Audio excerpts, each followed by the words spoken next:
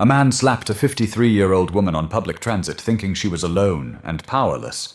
He didn't know her husband was the most respected cop in town. It had been one of those days, the kind where everything runs late and nothing runs smooth. By the time Vanessa Kirkland stepped onto the Blue Line platform in downtown Sacramento, her heels were pinching, her back was sore, and she was 2 missed calls behind on her way to the train.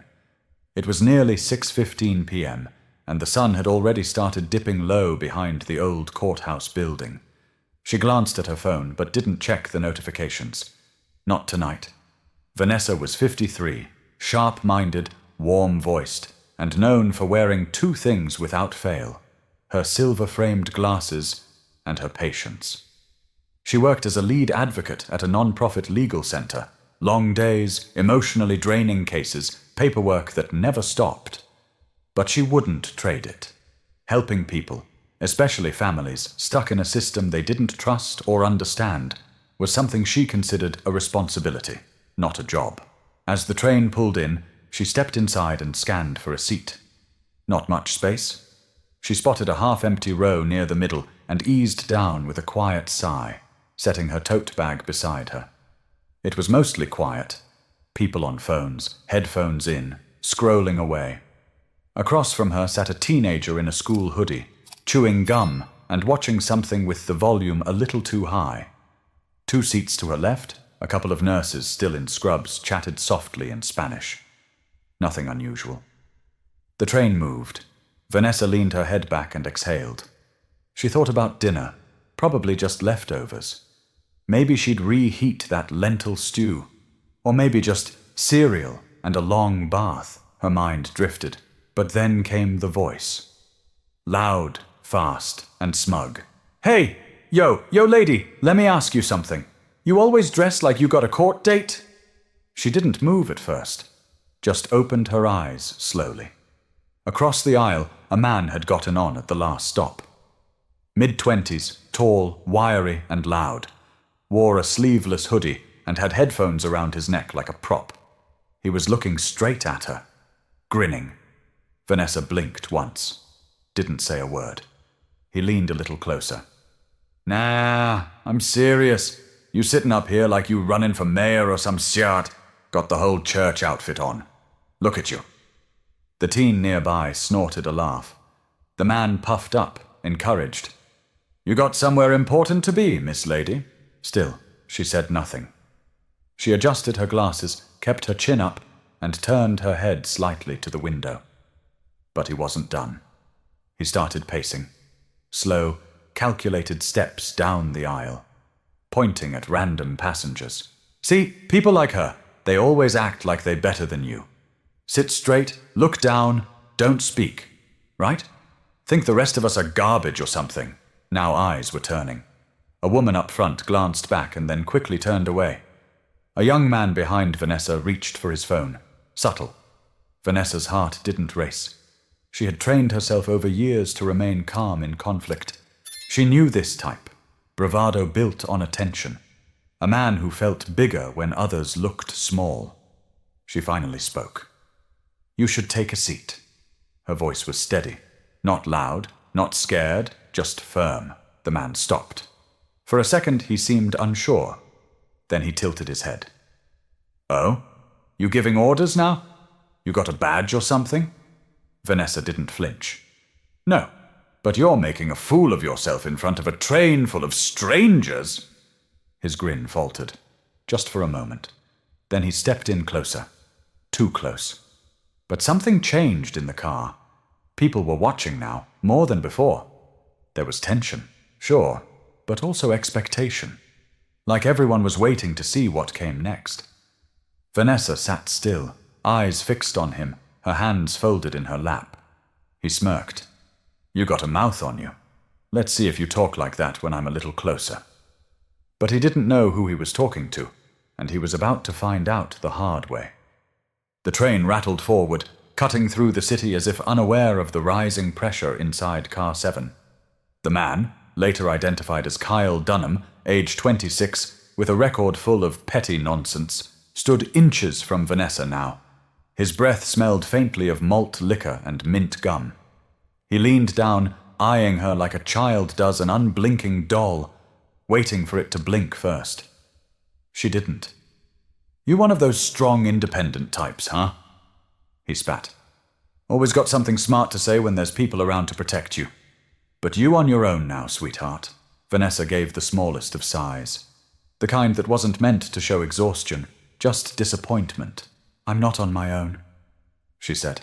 Kyle looked around dramatically. "Oh? Who got your back then?" He raised his voice. "One of y'all want to come save Grandma over here? No? Didn't think so." The word grandma cut deeper than he realized. Not because of her age, but because of what he meant by it. Like she was less. Like women got old and became invisible. Useless, laughable. Something to mock, not respect. Still, she didn't rise to it. "You're embarrassing yourself," she said softly. "That's what bullies do when they're scared." "You scared, Kyle?" He froze. "How you know my name?" he snapped. Vanessa leaned just slightly forward, her voice still calm. "You said it earlier. On the phone. Before you stepped on the train." That was a lie. He hadn't. But it rattled him, made him wonder what else she might have heard. "You crazy," he muttered. Old and crazy. She turned back to the window. Not dismissively. Just as if he didn't matter anymore. That was the trigger. Kyle's ego couldn't take the loss. The crowd wasn't laughing anymore. His show was failing.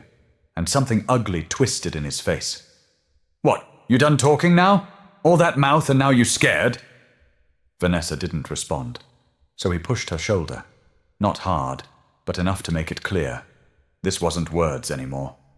The gasp from the back of the car was instant. Vanessa slowly looked up.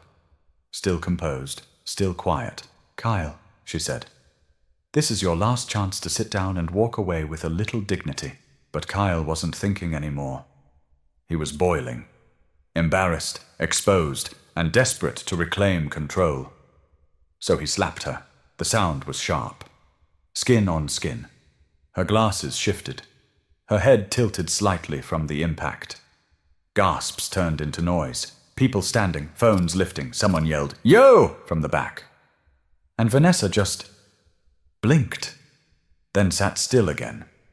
She slowly adjusted her glasses, tucked a loose lock of hair behind her ear, then looked straight at him. "You just made a big mistake." Kyle, for a moment, looked unsure. His hand was still raised. His breath shallow now. "Who do you think you are?" he asked, quieter this time. She tilted her head. "You'll find out soon enough." 2 rows away, the young man who had been quietly recording suddenly stood up and walked to the back of the car. He had seen something in her eyes, something not shaken, not afraid. It made him move. Someone else whispered, "She's important. I think she's someone." Another voice, "Is that the chief's wife?" "That's the police chief's wife." And now Kyle was hearing the murmur. "What?" he said. "What y'all saying?" No one answered. But the mood in the car shifted. It had gone from outrage to recognition. This wasn't just a woman on a train anymore. This was somebody. Vanessa stayed still. Her cheek stung. Her hand trembled just a little in her lap. But she didn't let it show. Instead, she reached for her phone. Opened a text. Typed 5 words. "Call me when you can. Sent." Then she looked back up. Not at Kyle, but at the doors. The train was 1 stop away from Curtis Park Station. And that was all the time he had left. Curtis Park Station was less than 2 minutes away now, but for everyone inside that train car, time started to stretch. Nobody was talking anymore. Not really. There were whispers, murmurs, yes, but it was different now. Focused. Heavy. Kyle could feel it. He didn't like it. He stood in the center of the aisle like he had something left to prove, but his eyes darted more now. He looked at the passengers who wouldn't meet his gaze. He looked at the people filming and hated that they weren't laughing. They weren't scared of him either. Not anymore. "Man, y'all trippin'," he muttered. "She started it, trying to act all high and mighty." No one responded. Across from him, Vanessa had shifted her tote back onto her lap. Her fingers were wrapped tightly around the straps, her thumb brushing over a small, stitched corner, back and forth. She wasn't scared. But that didn't mean she wasn't angry. She was. The kind of anger that doesn't shout. The kind that waits. The kind that's earned. Her cheek still burned. The imprint of his palm hadn't faded. But she didn't touch it. She kept her posture straight, shoulders squared. She knew people were watching. Not just the ones with phones, but the quiet ones too. The ones who had seen things like this happen before and never known what to do. Now they were watching her. And so was Kyle. "You think you're better than me," he hissed suddenly. "That's what this is. You people always act like you're too good." That phrase, "you people," hit the air like a lit match in a dry field. Vanessa finally looked at him. Her voice was low. "I don't think I'm better than you. I think you're making choices you're going to regret." "You threatening me?" he shot back. "No," she said. "I'm warning you. There's a difference." The train gave a mechanical groan as it began slowing into Curtis Park. The lights flickered once overhead. Kyle turned toward the door, fidgeting. A woman 2 seats down whispered something to her boyfriend. He nodded. Subtle. Moved his hand into his jacket pocket. A badge. Off-duty officer, just waiting for the signal. And then, Kyle turned back one last time. "You ain't nothing but a loud mouth in a skirt," he spat. "Nobody gonna save you." And with that, he reared his hand back again. But this time, someone moved. Not Vanessa. Not the off-duty cop. A man from the far end of the car, tall, bearded, construction vest still dusty from work, stepped forward fast. His hand gripped Kyle's wrist mid-swing and yanked it down. "You try that again and I'll break your arm," the man said. Calm. Mean it. Kyle tried to pull away but couldn't. The man was stronger, steadier. "You done?" he asked him. Kyle cursed, pulled back, stumbled toward the opposite wall of the train. He looked like a cornered animal now, snarling more out of panic than pride. Vanessa stood up. Not fast, not dramatic, just steady. She looked around the car, at the woman holding her phone, at the young man in the hoodie, at the kid in the back pretending not to care. Then she looked at Kyle. "I'm not going to press charges for what you just did to me," she said, loud enough for everyone to hear. "But someone will. Someone always does. And when they do, I hope it's on camera." The train hissed as the doors opened. Curtis Park Station. Light poured in from the platform. And standing on that platform, flanked by 2 plainclothes officers, was Darius Kirkland. He wasn't in uniform. Didn't need to be. Black button-down shirt. Slacks. Clean, serious. He stepped on the train. No one said a word. Kyle looked at him, confused. "Who?" "Get off the train," Darius said flatly. Kyle didn't move. Darius took 1 step closer.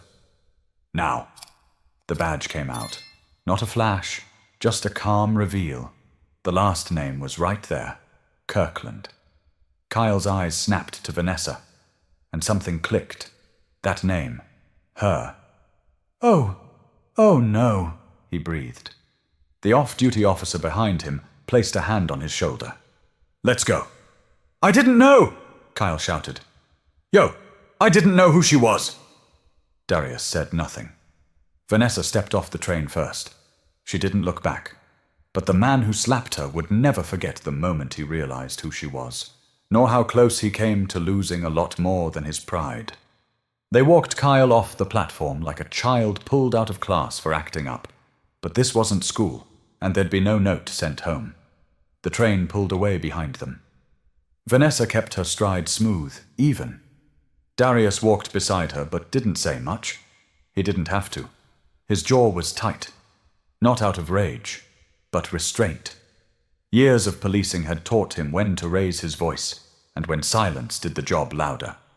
Behind them, Kyle was being sat on a bench near the platform stairs. He was breathing heavy, eyes wide now, still in disbelief. A plainclothes officer stood nearby, keeping watch without much expression. Vanessa slowed her pace and finally spoke, her voice barely above a murmur. "I'm okay."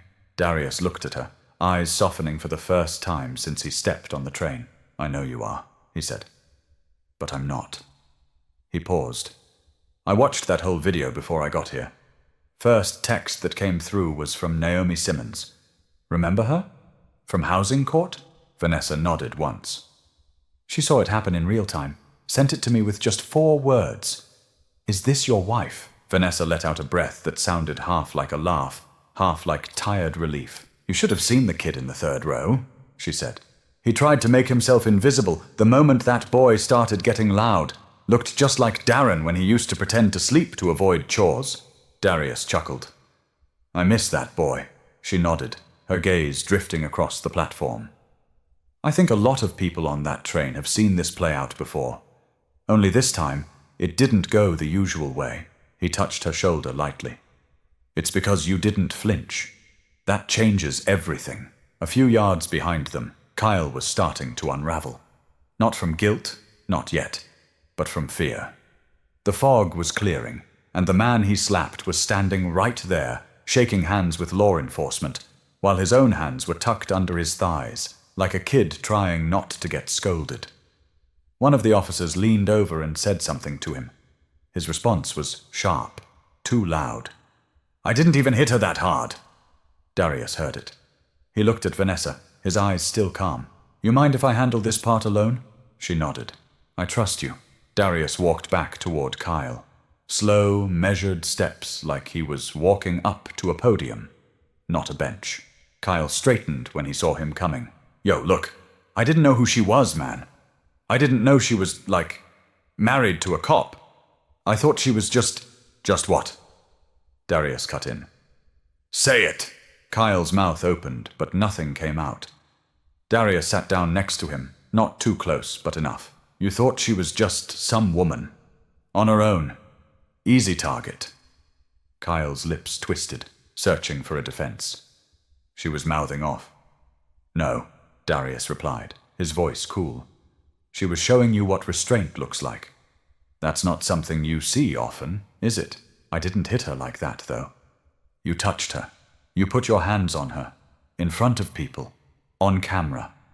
And then you tried to do it again." Kyle looked around like he was trying to find someone to back him up. But the platform had cleared. Nobody was coming to save him. Nobody ever did for people like Vanessa. That was the point. "You're lucky," Darius continued, "because she's giving you grace that most wouldn't. But don't confuse that with weakness." Kyle looked down. His bravado had shriveled into something smaller. The puffed-up confidence gone. He looked more like a boy now, lost, tired, and suddenly very aware of how much worse this could have gone. "What's going to happen to me?" he asked. "That depends," Darius said. "Right now, you're getting detained. There's an outstanding warrant on you for a missed court date from 3 months ago. Unrelated, but not forgotten." Kyle's mouth dropped open. "And later?" Darius stood up. "That depends on what kind of man you decide to be when you walk out of holding." He turned without waiting for a response and walked back to Vanessa, who was now seated near a column, eyes closed for a moment of peace. But there was still more to this story, and the weight of it hadn't fully settled. At least, not yet. They didn't leave the station right away. Vanessa had taken a seat on the long metal bench near the wall, tucked under the faded Curtis Park signage. She sat upright, legs crossed at the ankle, her hands finally free of tension.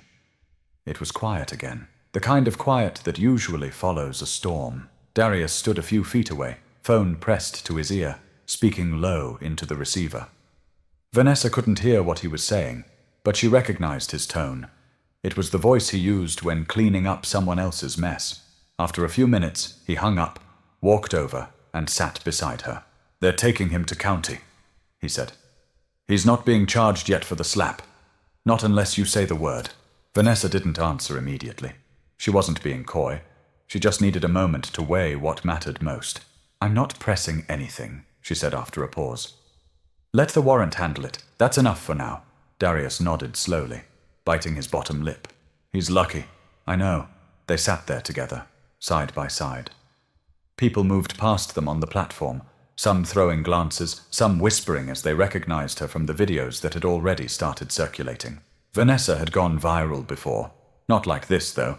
Usually it was clips from her speeches at city forums or housing events. Once, someone had shared a video of her hugging a woman who had just won a child custody case, and it had gotten thousands of likes. But this was different. Now she was the woman on the train. And her face, still marked faintly where Kyle's hand had landed, was spreading across timelines and news feeds in real time. She knew what was coming.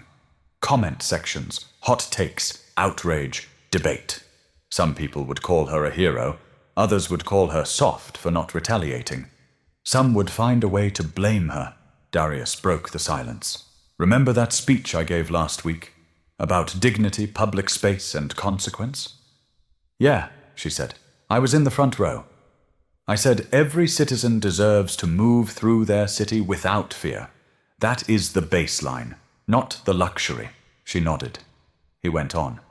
When I said that, I was thinking about everyone. Kids walking to school, grandparents catching the bus, teachers, nurses, grocery clerks. I wasn't thinking about you. I know, she said gently. And I hate that I wasn't. Vanessa turned to him. Don't do that. He looked down. You should have never been in that situation. She gave a short laugh.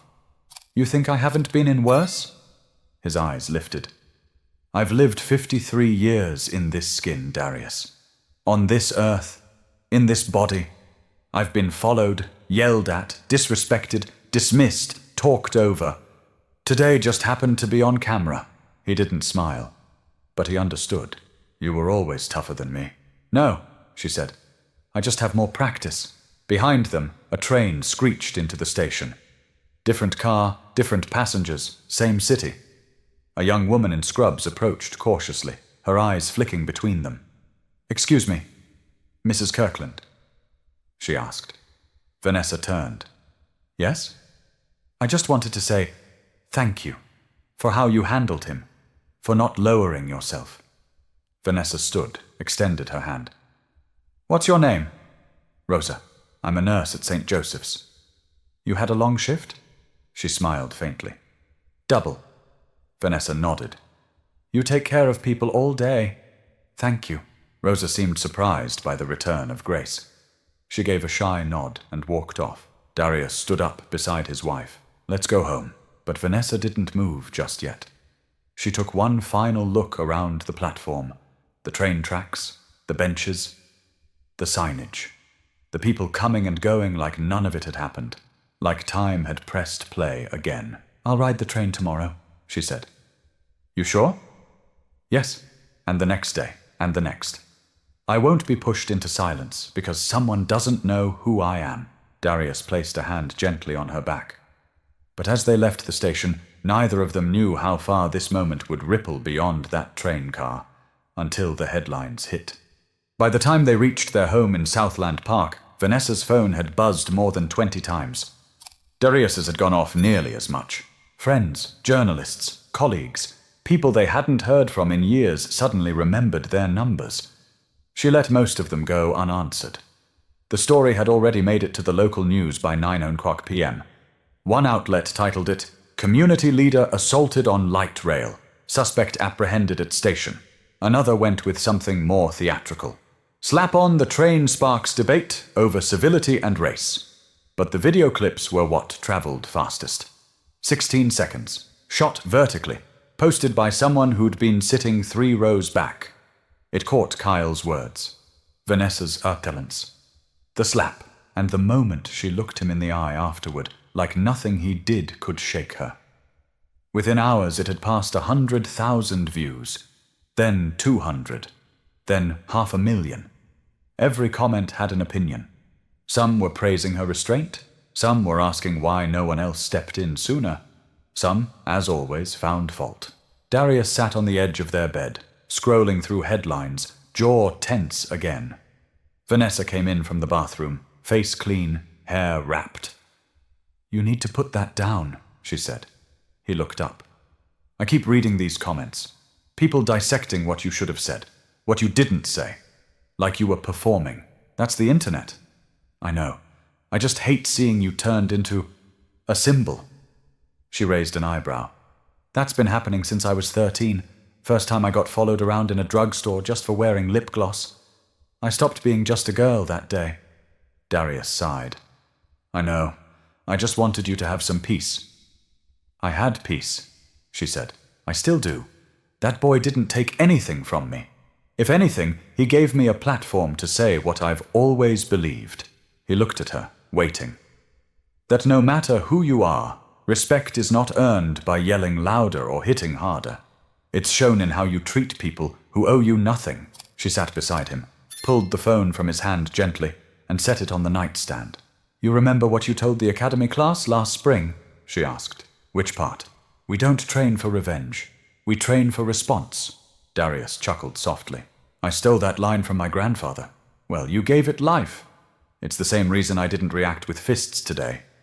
You handle things when they come to you, not the way people expect, but the way they need to be handled. A pause. You saw how many people were watching. She continued. If I had snapped, it wouldn't have been about him anymore. It would have become a whole different story. Darius nodded slowly. You're right. Just then, a new message lit up Vanessa's phone. This one wasn't from the media. It was from the mother of a high school student she'd represented 6 months earlier in a school discrimination case. She had defended him after he'd been suspended for what turned out to be a false accusation by a teacher. The message read, My son saw the video and said, That's Ms. Kirkland. She's real. I just want you to know how much you matter to people like us. Thank you for being who you are. Vanessa stared at the message for a long moment. Then she handed the phone to Darius without a word. He read it, exhaled, and for the first time that night, he let himself smile.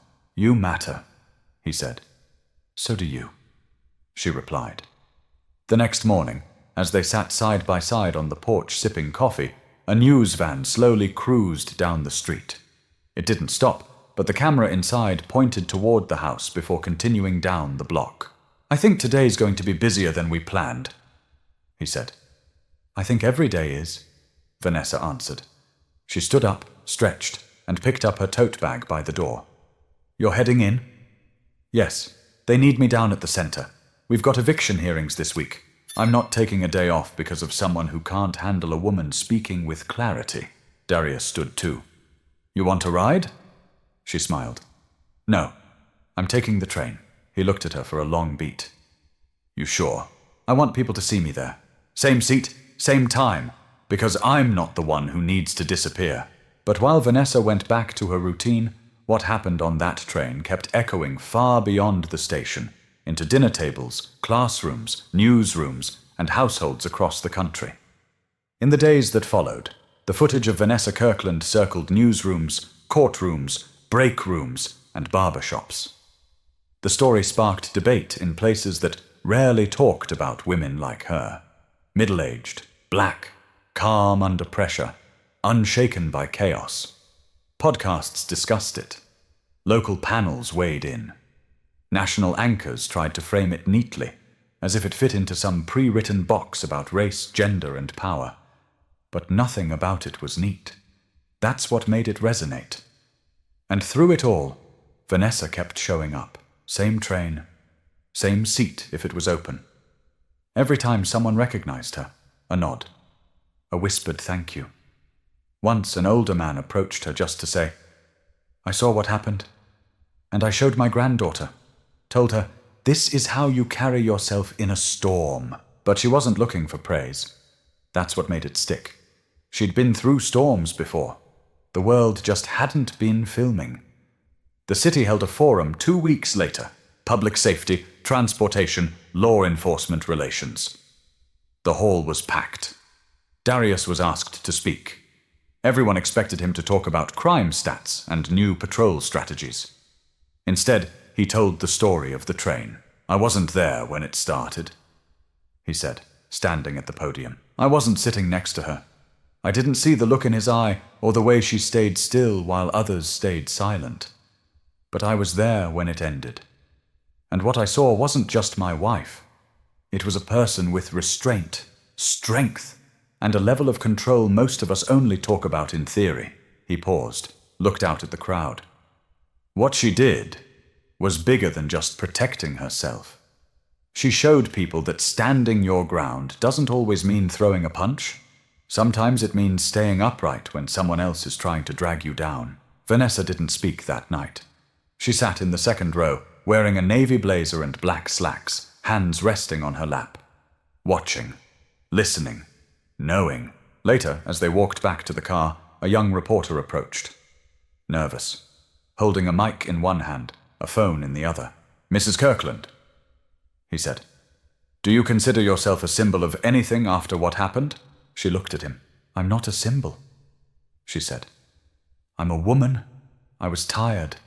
I was riding the train home. And someone thought that gave them permission to treat me like I didn't matter. But the way you handled it, people are calling it powerful."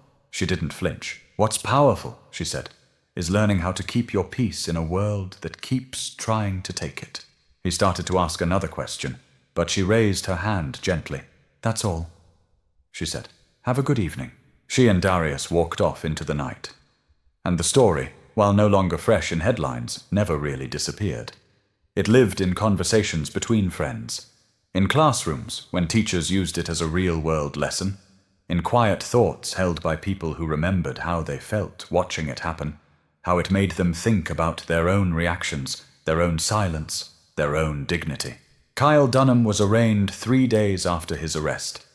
The court cited his prior charges and ordered a 30-day hold pending further investigation. Vanessa never showed up in court. She said what she needed to say already. The legal center where she worked saw a rise in support after the incident. Donations came in. Volunteers signed up. Some of them mentioned the video. Most of them didn't. They just wanted to be part of something that didn't rely on noise to be effective. And Vanessa? She never stopped riding the train. Because that train, for better or worse, became a moving monument to what dignity looks like in real time. In a world full of noise, people like Vanessa Kirkland remind us of something that's easy to forget. Real strength doesn't always shout. Sometimes it just stays seated, speaks calmly, and doesn't back down. Not because it wants to win, but because it refuses to disappear. If this story moved you, made you think, or reminded you of someone you know, share it. Subscribe for more true-to-life stories like this one, where quiet power speaks louder than violence, and justice comes in more ways than one. Because you never know who you're sitting next to on the train.